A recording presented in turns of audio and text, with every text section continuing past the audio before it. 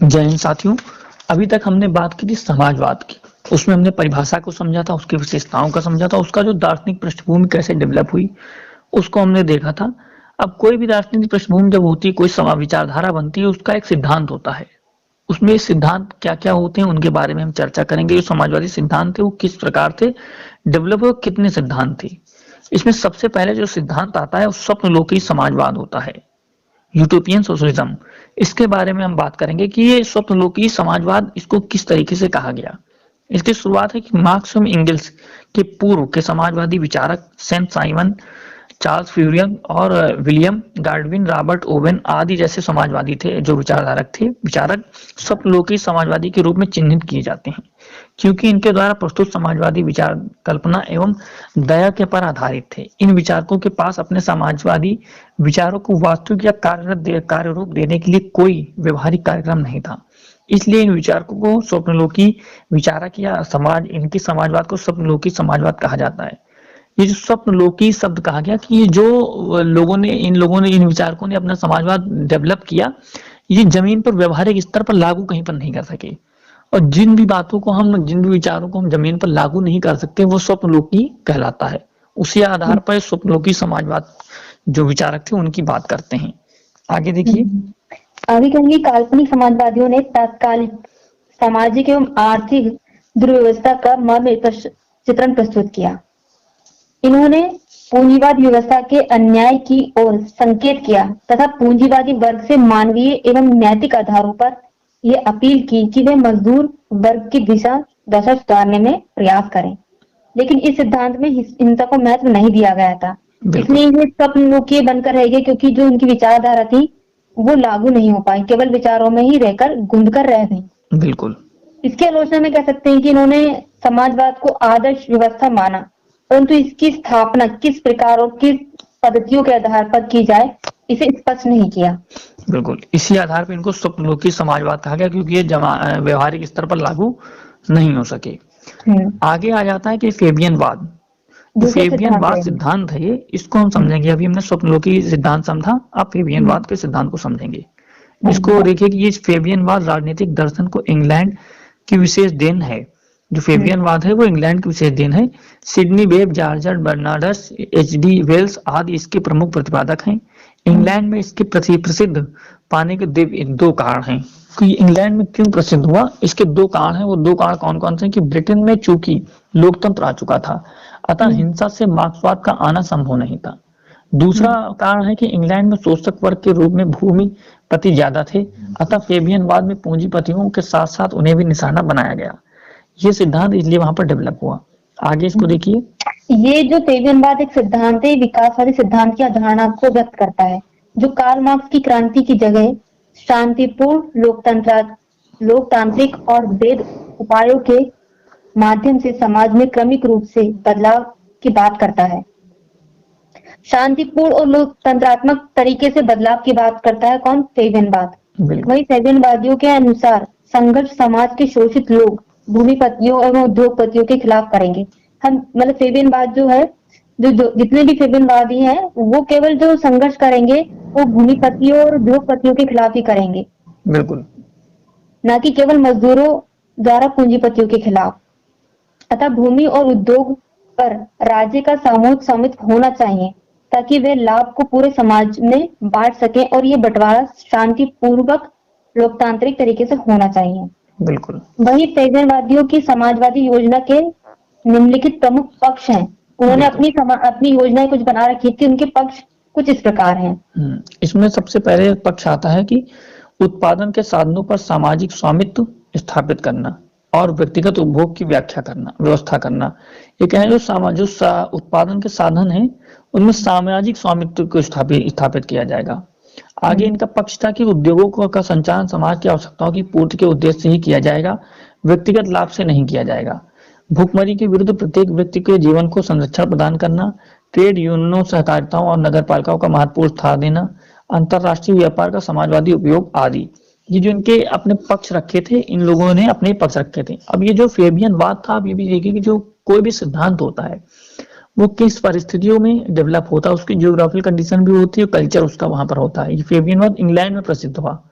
इसमें क्या जो फेबियन सिद्धांत है कि इसमें हिंसा नहीं करनी है और किसी के विरुद्ध एकदम से नहीं करना, धीरे धीरे चीजें लोकतांत्रिक तरीके से करनी, शांतिपूर्ण तरीके से करनी है। बुद्धि तरीके से करना तो है। ये शांतिपूर्ण तरीके से कहाँ होगा? जहाँ लोकतंत्र होगा, जहाँ पर चीजें एक डेवलपमेंट धीरे धीरे हो रहा होगा। तो वो यहाँ पर इंग्लैंड में ही फल फूल सकता था। तो जो भी सिद्धांत है वो उसकी ज्योग्राफी के अनुसार भी डेवलप होता है। आगे एक जो सिद्धांत इसके हम बात करेंगे, समष्टिवाद, राज्य समाजवाद। ये जो सिद्धांत है इसके हम बात करेंगे, ये कैसे डेवलप हुआ, इसकी क्या रूपरेखा थी। समष्टिवाद और राज्य समाजवाद जो सिद्धांत है हमारा, उसमें कहते हैं कि फेबियनवाद के समरूप जिस भी विचारधारा का विकास इंग्लैंड के बाहरी विभिन्न देशों में हुआ उसे समष्टिवाद या समूहवाद या राज्य समाजवाद कहा जाता है। वही जो इंग्लैंड के बाहर विचारधारा उत्पन्न हुई उन्हीं सिद्धांतों का समावेश करके वो समष्टिवाद और राज्य समाजवाद की अवधारणा के रूप में उत्पन्न हुई। बिल्कुल वहीं गेल्टिन के अनुसार राज्य समाजवादी समुदाय का प्रजातांत्रिक आधार पर राजनीतिक संगठन चाहते हैं और राज्य को राज्य के कार्यक्षेत्र का विस्तार करना चाहते हैं। इनके अनुसार राज्य का मानव समाज में सर्वोच्च स्थान है। जो भी हमारा राज्य है उसका मानव समाज में सर्वोच्च स्थान है। राज्य आवश्यक एवं लाभकारी संस्था है। इस रूप में यह व्यक्तिवाद का विरोधी है। बिल्कुल जो समष्टिवाद है वो व्यक्तिवाद का विरोधी है। राज्य समाजवाद की दो विशेषताएं इसको लेकर उभर के आती हैं। जो कि समष्टिवाद यानी राज्य समाजवाद है उसकी दो विशेषताएं मुख्य तौर पर उभर कर आती हैं जो इस प्रकार है। बिल्कुल देखो, हमने देखा जो फेबियनवाद था वो इसमें इंग्लैंड में फला फूला, और जो इंग्लैंड के बाहर जितने भी देशों में समाजवाद की विचारधारा जो सिद्धांत डेवलप हुए उनको समष्टिवाद या राज समाजवाद कहा गया। केवल इंग्लैंड वाले को ही फेबियनवाद कहा गया। इसकी जो विशेषताएं बताई गई, राज समाज की जो विशेषताएं बताई गई वो ऐसे कि यह उत्पत्ति के सभी साधनों का राष्ट्रीयकरण चाहता है। राज के द्वारा ही धन की उत्पत्ति और वितरण के लिए समाज के लिए कल्याणकारी है। ये कह रहा है जो भी साधन होंगे उस सब उनका सबका राष्ट्रीयकरण हो जाना चाहिए और जो उसका धन वितरण है वो सब समाज के लिए होना कल्याणकारी होगा। यह प्रजातांत्रिक रीति से समाजवाद की स्थापना की बात करता है। चूंकि यह अपनी सफलता के लिए शासन के जनतांत्रिकरण की बात करता है इसलिए इसे जनतंत्री समाजवाद भी कहते हैं। ये जो सिद्धांत था इसको जनतंत्री समाजवाद भी कहा गया क्योंकि ये जनता के लिए डेवलप किया गया। जो राज समाजवाद है इसके पीछे भी दो कारण हैं। इसके पीछे के जो कारण हमें उनको समझना होगा कि पहला कारण है कि अपने उद्देश्यों की सिद्धि राज के द्वारा करना चाहता है। कि जो समाजवाद ला करके डेवलप चीजें करेंगे वो राज के साथ ही करेंगे, राज के द्वारा ही करेंगे वो। दूसरा सिद्धांत, दूसरी उसके जो कारण है कि भूमि एवं उद्योगों पर व्यक्तिगत स्वामित्व की जगह वह राज्य के अस्तित्व की बात करता है। और समष्टिवाद इस कारण कहलाता है कि समाज के समस्त घटकों पर की परस्पर निर्भरता एवं सामंजस्यता पर बल देता है, इसलिए समष्टिवाद कहलाता है। ये जो दो कारण थे इनको हमने समझा। अब आगे हम बात करेंगे कि इनका तर्क है कि भूमि तथा खनिज पदार्थ जैसी चीज प्राकृतिक चीजें प्रकृति की देन है। ये कह रहे हैं कि जो भी खनिज है, जो भी भूमि है, जो कुछ पदार्थ है सारी प्रकृति की देन है, अतः इसका स्वामी संपूर्ण समाज है। इसी कारण व्यक्तिगत लाभ हेतु पूंजीपतियों द्वारा इनकी दोहन एवं कालाबाजारी करना गलत है। राज्य जब भूमि खनिज और उद्योगों को अपने अधीन ले लेगा तो इनके लाभ सार्वजनिक रूप से करना संभव होगा। जैसे इनको स्कूल, अस्पताल, चीजें बनाई जाएंगी। पूंजीवाद जो संभव प्रतीत नहीं होगी। कह रहे हैं जो पूंजीवाद है ये कुछ लोगों के लिए काम करता है, लेकिन जो समाजवाद होगा वो जितना भी खनिज पदार्थ, जो भूमि, जो भी चीजें होंगी उसका सबको हक होगा क्योंकि उसको प्रकृति की देन है। हाँ, क्योंकि ये जो राज्य समाजवाद है वो राज्य को सर्वोच्च स्थान दे रहा है कि जो भी अपने उद्देश्य की प्राप्ति करेगा समाज वो राज्य को केंद्र में रखकर करेगा। बिल्कुल, और वो राज्य लोगों के लिए कल्याणकारी नीतियां बनाएगा। जी जी जी। वही राज्य द्वारा बिना मुआवजा या प्रतिफल के ही पूंजीपतियों से संपत्ति हड़पने के प्रश्न पर केबियन की भांति ये भी सहमत नहीं है। जो राज्य समाजवाद है वो संपत्ति को हड़पने के फेवर में नहीं है, इन्हीं पक्ष में नहीं है, क्योंकि इससे पूंजीपति समाज के शत्रु बन जाएंगे। तो पूंजीपति समाज है ना वो राज्य समाजवाद के पर हावी हो जाएगा और उसका दुश्मन बन जाएगा। अतः राष्ट्र की स्थिति जैसी हो उसके अनुसार पूंजीपतियों के हित को भी देखते हुए निर्णय लिया जाएगा, जो कि राज्य समाजवाद का एक मजबूत पक्ष है। वर्तमान समय में आलोचक इसे एक रूढ़िवादी सिद्धांत बताते हुए कहते हैं कि ये जरूरी नहीं है कि सभी उद्योगों एवं सेवाओं का राष्ट्रीयकरण किया जाए। अपितु वास्तव में जन उपयोगी सेवाओं का ही राष्ट्रीयकरण होना चाहिए। ये किसकी आलोचना के उभर कर आती है कि वो कहते हैं कि सभी उद्योगों का राष्ट्रीयकरण नहीं कर सकते, जो भी हमारे जन उपयोगी हैं उन्हीं का राष्ट्रीयकरण होना चाहिए, जैसे कि शिक्षा और स्वास्थ्य। हम बिल्कुल सभी का राष्ट्रीयकरण नहीं कर सकते, ये आलोचना के रूप में एक पक्ष रखा गया है। बिल्कुल। ये जो सिद्धांत है, इसी में आगे सिद्धांत आता है श्रेणी समाजवाद का।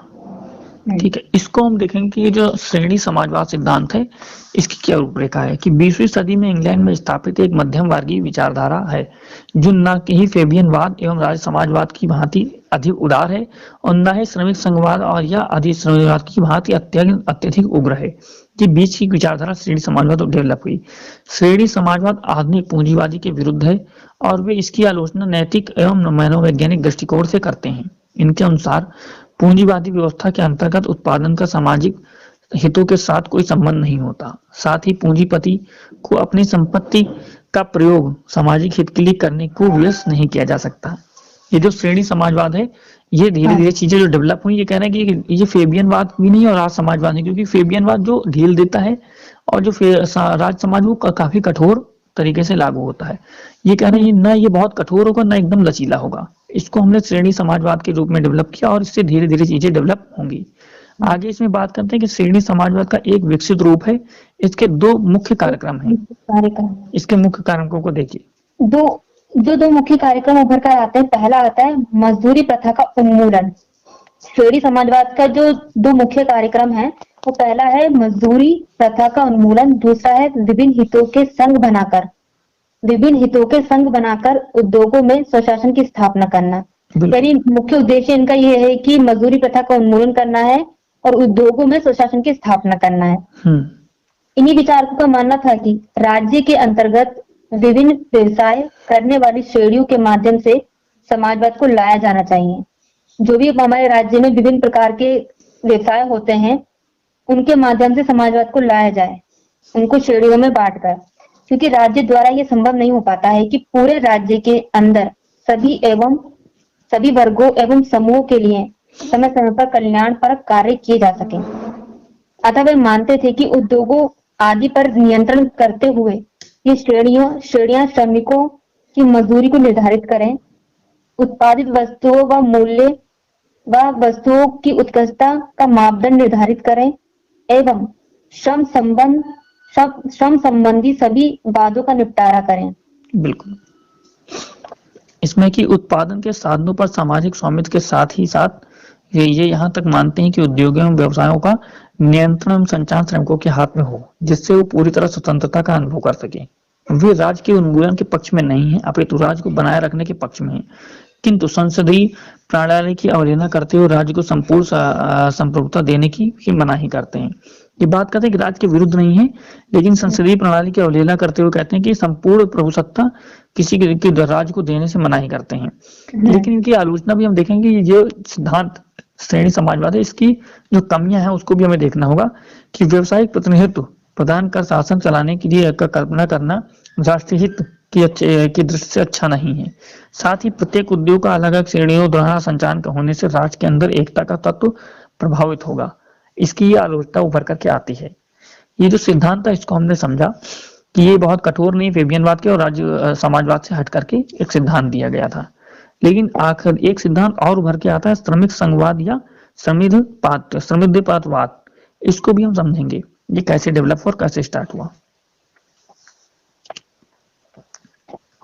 कहते हैं कि 19वीं शताब्दी के अंत में फ्रांस में जो समाजवादी व्यवस्था आई, वे श्रमिक संघवाद या श्रमाधिपत्यवाद के नाम से जानी जाती है। ये 1945 तक अस्तित्व में रही। बिल्कुल। और इसकी स्थापना फ्रांस में मजदूर आंदोलनों के परिणाम स्वरूप हुआ। इस सिद्धांत के प्रमुख विचारकों में, यानी जो सिद्धांत है हमारा श्रमिक संघवाद या श्रमाधिपत्यवाद, जो इसके विचारक हैं पतोलिए और जॉर्ज सोरेल, प्रमुख विचारक हैं। वो इस सिद्धांत पर कहते हैं कि अराजकतावाद एवं मार्क्सवाद का प्रभाव पड़ा। जो हमारा ये सिद्धांत है श्रमिक संघवाद पर जो है अराजकतावाद और मार्क्सवाद का प्रभाव पड़ा। ये हिंसा एवं क्रांति के जरिए शीघ्र समाजवाद लाने का पक्षधर था। बिल्कुल, और है भी। इसलिए क्रांतिकारी समाजवाद के अंतर्गत ही विचारधारा आती है कि श्रमिक संघवाद होना चाहिए। बिल्कुल, वहीं इसकी कुछ मान्यताएं, कुछ विशेषताएं उभर कर आती हैं, जो इस बिल्कुल। प्रकार है। इसकी विशेषताएं सबसे पहली है कि राज्य पूंजीपतियों की संस्था है। राज्य जो हम्म, है पूंजीपतियों की संस्था है, अतः राज्य का उन्मूलन होना चाहिए।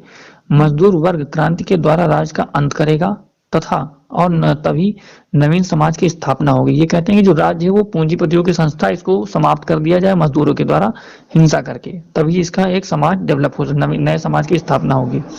दूसरी इसकी विशेषता ये कहते हैं कि मार्क्सवाद से प्रेरित होकर श्रमिक संघवाद ये कहते हैं कि चूंकि श्रमिक ही मूल्य के अस्तित्व वास्तविक उत्पादन है, अतः उन्हें संपूर्ण उत्पादन का स्वामी होना चाहिए।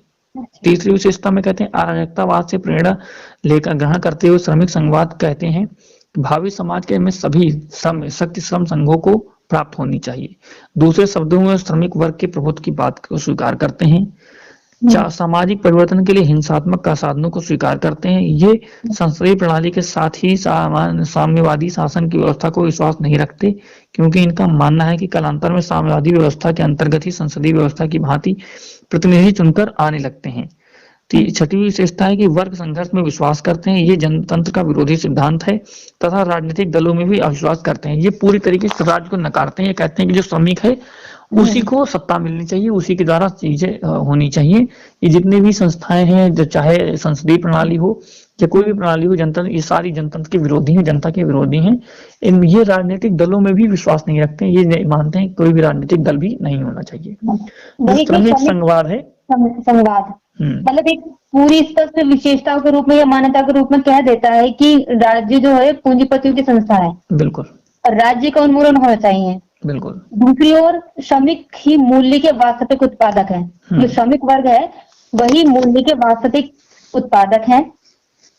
और कहते हैं अराजकतावाद को बढ़ावा दिया जा रहा है, ग्रहण करके ही श्रमिक संघवाद आएगा और जिससे वर्ग संघर्ष में विश्वास होगा। जनतंत्र का विरोधी सिद्धांत है एक। वही राजनीतिक दलों में भी अविश्वास उत्पन्न करता है, क्योंकि इसकी विचारधारा है ही ऐसी कि राज्य की पूंजीपतियों की संस्था है, लेकिन राज्य का उन्मूलन होना चाहिए। एक स्पष्ट अवधारणा है, मान्यता है। बिल्कुल। अब श्रमिक संवाद के साधन है कुछ। बिल्कुल, जब ये विचारधारा जमीन पर लागू, उसके साधनों की बात की, इनके साधन 3 बताए गए हैं। साधन इसमें सबसे पहला बोला गया है कि क्रांतिकारी सिंडिकेट का गठन करना, प्रत्यक्ष कार्यवाही, ये डायरेक्ट एक्शन के द्वारा व्यवस्था में बदलाव लाना चाहते हैं। तीसरा इनका साधन है कि हड़ताल, बहिष्कार एवं विध्वंसात्मक गतिविधियों आदि का सहारा लेना है। ये एक तरीके से डायरेक्ट एक्शन की बात करते हैं। 3 सिद्धांतों जो चीजें जैसा राज्य को समाप्त करने की बात की है, उसकी जब प्राप्त करना होगा उसके साधन के रूप में इन्होंने एक क्रांतिकारी सिंडिकेट का गठन करने की बात कर दी है, प्रत्यक्ष कार्य, डायरेक्ट एक्शन की बात की है।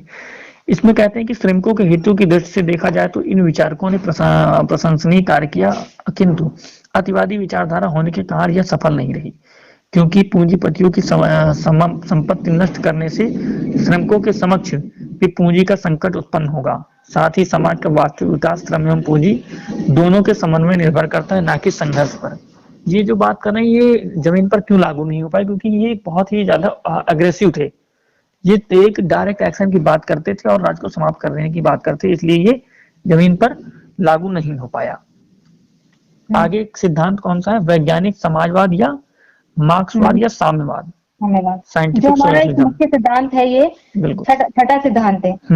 जो वैज्ञानिक समाजवाद या मार्क्सवाद या अन्य नाम इसका कहेंगे साम्यवाद। बिल्कुल। इसमें कहते हैं कि स्वप्न लोक के समाजवाद को व्यवस्थित ढंग से सिद्धांतिक रूप देने का प्रयास इस विचारधारा में होता है। बिल्कुल। जो हमने पहला पढ़ा था कि स्वप्न लोक के समाजवाद, उसको इस विचारधारा में, साम्यवाद में कुछ व्यक्त करने का प्रयास किया गया, विचारधारा में बदलने का प्रयास किया गया, जिस पर चलकर एक आदर्श समाज एवं मार्क्सवादी राज्य को प्राप्त किया जा सके, जहां पर वर्ग भेद नहीं होगा और समस्त मानव गरिमापूर्ण जीवन जी सकेंगे। बिल्कुल। यानी जो स्वप्न लोक के समाजवादी सिद्धांत है ना, उसको यहाँ पर साकार किया जा रहा है, लेकिन उसका नाम बदल दिया गया है कि मार्क्सवाद या साम्यवाद को व्यक्त किया गया उसके जरिए। वही मार्क्स का मानना था कि पूंजीवाद की पराकाष्ठा और जब श्रमिक शोषण उच्चतम बिंदु पर होगा, ऐसी दशा में श्रमिक वर्ग क्रांति के द्वारा राज्य के साधनों पर अपना नियंत्रण करेगा, जिसे मार्क्स ने सर्वहारा की तानाशाही कहा है।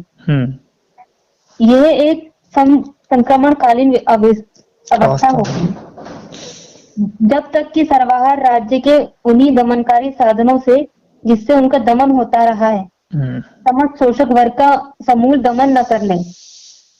इसके उपरांत एक वर्गहीन समाज की उत्पत्ति होगी जिसमें सभी लोग शरीक होंगे और इस अवस्था में सर्वहारा की तानाशाही एवं राज्य का भी स्वयं ही अंत हो जाएगा। बिल्कुल, ये जो बात कर रहे हैं कि वैज्ञानिक समाज या मार्क्सवाद या साम्यवाद की, इसको इन्होंने शुरुआत की जो स्वप्नलोकी समाजवाद था उसको इन्होंने व्यवस्थित ढंग से जमीन पर उतारने की कोशिश की। इन्होंने कहा कि जो स्वप्नलोकी समाजवाद था जो जमीन पर लागू नहीं हो पाया व्यवहारिक स्थितियों में, उसको लागू करने के लिए हमें क्या करना होगा कि जो मार्क्सवाद जो ये डेवलप होगा सिद्धांत, ये जो श्रमिक वर्ग होगा वो एक क्रांति करेगा और जो शीर्ष उच्चतम बिंदु पर जो बैठे हैं उच्च लोग बैठे हुए हैं उनको राज्य के आधार पर समाप्त करेगा और उस सत्ता पर अधिग्रहित होगा। इन्होंने कहा कि उस जो सत्ता है उसको समाप्त करने के लिए, पूंजीपतियों की सत्ता को समाप्त करने की, जो दमनकारी सत्ता है उसको समाप्त करने के लिए जो राज्य से इन लोगों पर शोषण किया जाता है उसी मशीनरी का ही प्रयोग करके इसको समाप्त किया जा सकता है। उसी को इन्होंने बोला कि संक्रमणकालीन अवस्था। जो इस संक्रमणकालीन अवस्था की इन्होंने बात की वही काल होगा जब श्रमिक उस सत्ता पर काबिज होंगे और उन पूंजीपतियों का समाप्त करेंगे।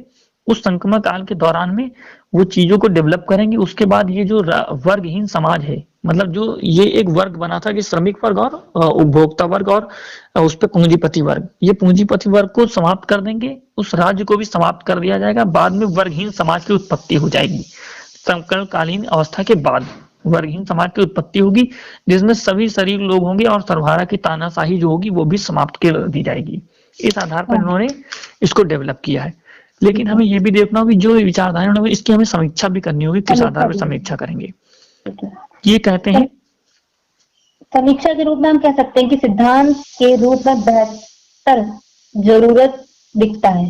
बिल्कुल, सिद्धांत के रूप में बेहतर जरूरत दिखाता है क्योंकि एक साम्यवादी जो व्यवस्था है वो एक अपनी सबको साम्य व्यवस्था में लाकर ही अपनी जरूरत को दिखाती है, किंतु क्रांति को महत्ता देने के कारण वर्तमान जनतंत्रीय दौर में ये सिद्धांत उचित नहीं है। बिल्कुल।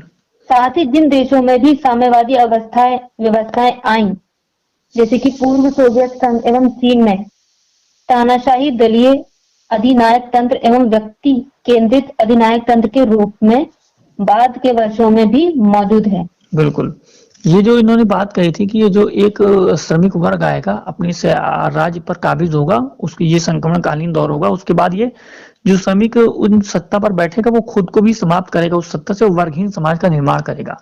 लेकिन जब ये कह रहे हैं कि समीक्षा में हम कह रहे हैं कि जब ये जमीन पर लागू हुआ, जैसे पूर्व सोवियत संघ में और चीन में ये श्रमिकों ने एक आंदोलन किया, उसके जरिए पर सत्ता पर बैठे उस मशीनरी पर पूंजीपति को समाप्त करके, ये कह रहे हैं कि विचार में तो आपने कह दिया कि समाप्त हो जाएगा, वर्गहीन समाज का निर्माण होगा। लेकिन जब हम देखते हैं व्यवहारिक स्तर पर जो निम्न स्तर से श्रमिक उठ करके गए वो भी उस सत्ता पे पहुंचने के बाद उसको समाप्त नहीं किया, वर्गहीन समाज का निर्माण नहीं किया, खुद उस सत्ता पर काबिज हो गए और दूसरों का शोषण करने लगे।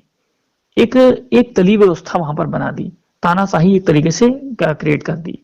तो इसलिए इसका हमने डिस्कस किया। अब आगे हम सबसे बात करेंगे सबसे आखिरी सिद्धांत की जो लोकतांत्रिक समाजवाद, डेमोक्रेटिक सोशलिज्म, जिसकी हम बात करेंगे, जो बहुत ही प्रासंगिक है। इसको हम देखते हैं कि समाजवाद का संचालन लोकतांत्रिक तरीके से हो एवं समाजवाद को क्रमिक रूप से धीरे धीरे लोकतांत्रिक तरीके से पाने वाले सिद्धांत लोकतांत्रिक समाजवाद कहलाता है। यह विकासवादी मान्यताओं को मानता है। वस्तुतः यह स्वप्नलोकी समाजवादी सिद्धांत को ही व्यवहारिक की सिद्धि में है, जो समाजवाद की स्थापना वैधानिक साधनों से करता है। अब ये बात कर रहा है लोकतांत्रिक समाजवाद की कि बदलाव तो लाने हैं, समाज में परिवर्तन तो लाने, लेकिन किसी क्रांति से नहीं, धीरे धीरे चीजों को डेवलप करना है। और जो स्वप्नलोकी समाजवाद के सिद्धांत बताए गए, तो सिद्धांत तो बहुत अच्छे थे, लेकिन उनको जो इम्प्लीमेंट नहीं हो पाया था स्वप्नलोकी सिद्धांत में, उसको यहाँ पर धीरे धीरे इम्प्लीमेंट करना है। हाँ, इसको आगे जो विशेषताएं हैं इसको देखिए। अब लोकतांत्रिक समाजवाद को व्यक्त करने के लिए यानी उसकी अवधारणा को सिद्ध करने के लिए कुछ विशेषताओं पर विशेष ध्यान दिया गया है। जैसे कि पहली विशेषता है स्वार्थी व्यक्तिवाद का विरोध एवं समाज की प्रधानता। यानी स्वार्थी जो व्यक्तिवाद है, यानी व्यक्ति को जो केंद्र में रखे थे, उसका विरोध करके समाज को प्राधान्यता देना, यानी समाज को प्राधान्यता देना, यानी समाजवाद को बढ़ावा देना है, हर वर्ग का कल्याण करना है। बिल्कुल। वहीं दूसरी विशेषता है कि प्रतियोगिता एवं प्रतिद्वंद्विता के स्थान पर सहकारिता को महत्व देना है। हम्म। सहकारिता को महत्व देना है, यानी समाजवाद का एक जन कल्याणकारी रूप उभर कर आएगा, हम्म। प्रतियोगिता को समाप्त करके। बिल्कुल। लोकतंत्र के आधार को सोशल इकोनॉमी बनाने की बात की है। लोकतंत्र का जो आधार है उसको सोशल इकोनॉमिक बनाने की बात की गई है, बिल्कुल। जिससे सभी को आर्थिक न्याय मिल सके।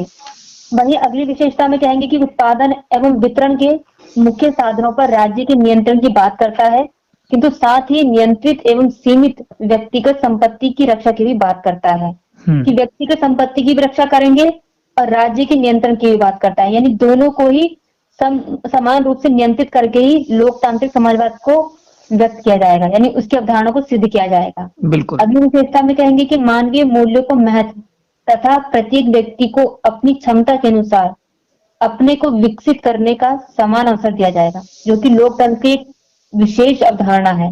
बिल्कुल।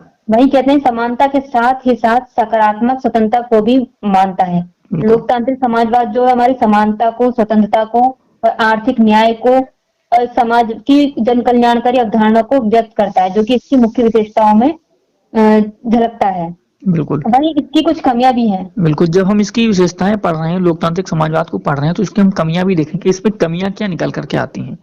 इसमें सबसे पहली कमी निकल करके आती है वो है कि उत्पादन के प्रोत्साहन में कमी, क्योंकि प्रतियोगिता का अभाव हो जाता है। दूसरी कमी आती है इसके रूप में केवल भौतिकवाद है, आध्यात्मिकता में इसकी कमी है। व्यक्तिवादी स्वतंत्रता का भी पूरी तरह से पोषण नहीं करता है ये। इसकी ये कमियां भी रही हैं, लेकिन जो विशेषताएं हैं इसको भी हमने देखा और हमने बात करी जितने भी सिद्धांत हैं समाजवाद के, उन सिद्धांतों की बात की। तो साथियों अगली वीडियो में मिलते हैं, आगे हम बात करेंगे भारत में लोकतांत्रिक समाजवाद की।